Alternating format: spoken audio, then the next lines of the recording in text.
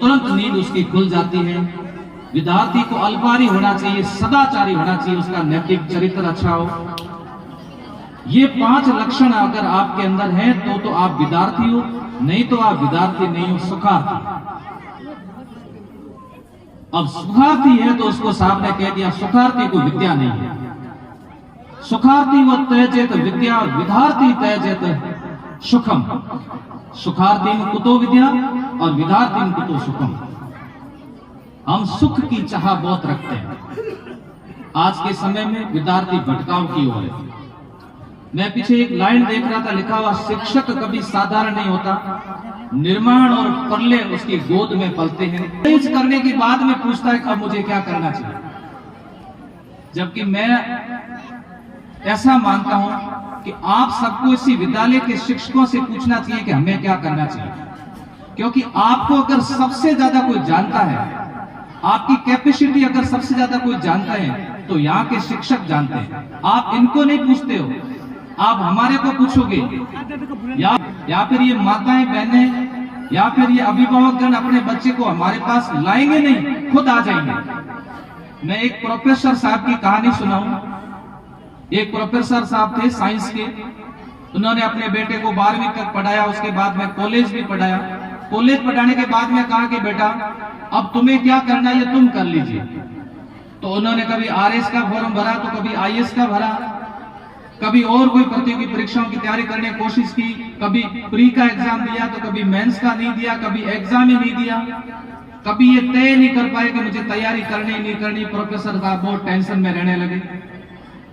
उन्होंने कहा क्या करें, मेरे तो एक ही बेटा है और एक ही बेटा कुछ कर नहीं पा रहा है। मैंने इतना पढ़ाया, 12वीं क्लास बढ़िया स्कूल से करवाई, कॉलेज भी करवा दी, अब ये खुद कुछ निर्णय नहीं ले पा रहा। एक दिन उस बेटे को बुलाया कि बेटा इधर आओ, और उसने कहा कि एक मेंढक का ऊपर मैं आपको एक प्रयोग करके बताता हूं। उन्होंने पानी गर्म करवाया, बर्तन के अंदर पानी काफी गर्म हो गया। गर्म होने के बाद में प्रोफेसर साहब ने उस मेंढक को उस पानी के अंदर फेंक दिया। जैसे उस मेंढक को पानी में फेंका, मेंढक तुरंत छलांग मार करके बाहर निकल गया। उन्होंने कहा पानी ठंडा ला। ठंडे पानी के अंदर पानी डालने से पहले मेंढक को बैठा दिया और फिर उसके अंदर ठंडा पानी डाला। पानी डालने के बाद में फिर उस बर्तन को गर्म किया गया। गर्म करते रहे, उसकी हीट देते रहे उसको, और लास्ट में इतना गर्म हो गया कि वो मेंढक उसी के अंदर ही मर गया। उसने छलांग नहीं लगाई और देखते रहे, बाप भी देख रहे, प्रोफेसर साहब भी देख रहे और बेटा भी देख रहा। उसने छलांग नहीं लगाई। तब उन्होंने कहा कि देख बेटा, तुझे कुछ समझ में आया या नहीं आया अभी तक भी? उसने कहा कि मुझे समझ में नहीं आया, आप बता दीजिए कि इसका क्या अर्थ है। उन्होंने कहा कि जब पहली बार गर्म पानी के अंदर मेंढक को डाला तो उसने तुरंत निर्णय ले लिया, मुझे इसके अंदर नहीं रहना, ये बहुत गर्म है। उसने छलांग मारी और बाहर निकल गया। दूसरी बार जब उसको ठंडे पानी में डाला, जैसे जैसे पानी गर्म होता रहा तो उस गर्म पानी से लड़ने के लिए वे अपनी ऊर्जा लगाता रहा और उसने अपनी सारी ऊर्जा को नष्ट कर दिया उस गर्म पानी के बराबर अपना तापमान, शरीर का तापमान करने के लिए। और आखिर में क्या हुआ कि उसकी मृत्यु हो गई।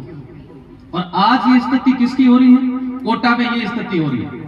हमारे बच्चों को वहां भेजा जा रहा है और वहां जाकर के वो बच्चा अपनी ऊर्जा के साथ में कंपटीशन कर रहा है, लड़ रहा है, लेकिन सही तरह से बच्चे निर्णय नहीं ले पाए।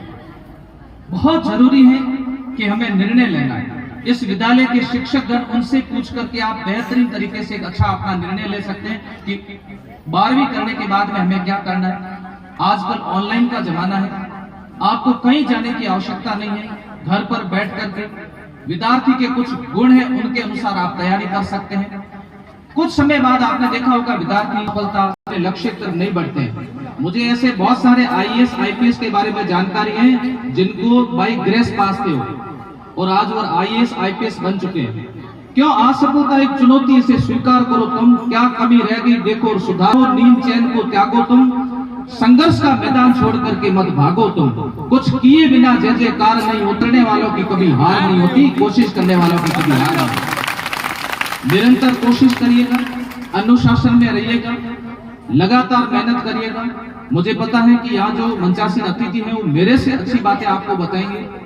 इस आलम जी की नगरी में मुझे बुलाया, मान सम्मान दिया, इसके लिए आप सभी का बहुत बहुत धन्यवाद। मैंने पूछा था यहाँ कितने 12th में विद्यार्थी हैं, मुझे बताया कि 72 विद्यार्थी हैं। मैंने एक NCERT पर एक किताब लिखी है, राजस्थान अध्ययन। मैं आपके लिए कल किताब फ्री में भेजूंगा, तो आप जरूर पढ़ना उस किताब को। आप 12th के एग्जाम देने के बाद पढ़ना, पहले मत पढ़ना। वो किताब आपकी नींव मजबूत करेगी, आपके कॉन्सेप्ट क्लियर होंगे। इसी के साथ साथ आप 12th करते समय आप विद्यार्थी जब यहाँ से विदा होते हैं तो आप सभी से निवेदन करूंगा कि एक बार अपने गुरुजनों से, आदरणीय हनुमान जी से, इनसे आप संपर्क करके आप अपना लक्ष्य निर्धारित कर लेना और उस लक्ष्य पर चिंतन करना, मनन करना कि लक्ष्य न ओझल होने पाए, कदम मिला करके चल, मंजिल तेरे पांव चूमेगी, आज नहीं तो कल, आज नहीं तो कल। इसी के साथ मैं मेरी वाणी को विराम देता हूँ। धन्यवाद। जय हिंद, जय भारत।